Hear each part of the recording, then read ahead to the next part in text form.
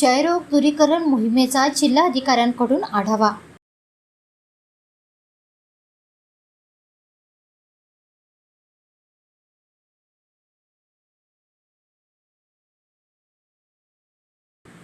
क्षयरोग हा पूर्णपणे बरा होतो। क्षयरोगाप्रती समाजामध्ये असलेले भेदभाव दूर करणे व त्यांना शासकीय सोयीसुविधा उपलब्ध करून देणे तसेच क्षयरुग्णांना आवश्यक औषधोपचार करून क्षयमुक्त करणे या उद्देशाने जिल्हाधिकारी वसुमना पंत यांनी शुक्रवारी 29 मे रोजी क्षयरोग दूरीकरण मोहिमेचा आढावा घेतला।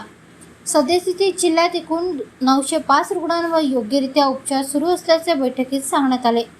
क्षयरोग अधिकारी कार्यालयाच्या वतीने जिल्हाधिकारी कार्यालयात आयोजित या बैठकीला अतिरिक्त मुख्य कार्यकारी अधिकारी कल्पना क्षीरसागर, जिल्हा आरोग्य अधिकारी डॉक्टर ललित पटले, मनपाच्या वैद्यकीय अधिकारी डॉक्टर नयना उत्तरवार, जागतिक आरोग्य संघटनेचे समन्वयक डॉक्टर संकेत नांदेकर, अशासकीय सदस्य प्रशांत विघ्नेश्वर, हरीश मंचलवार आदी उपस्थित होते।